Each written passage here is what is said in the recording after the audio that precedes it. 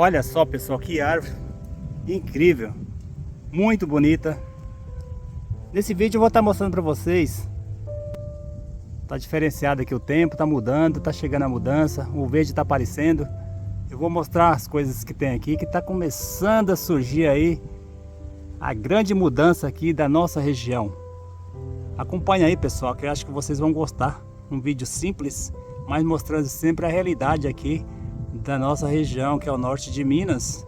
O distrito aqui é de Condado do Norte.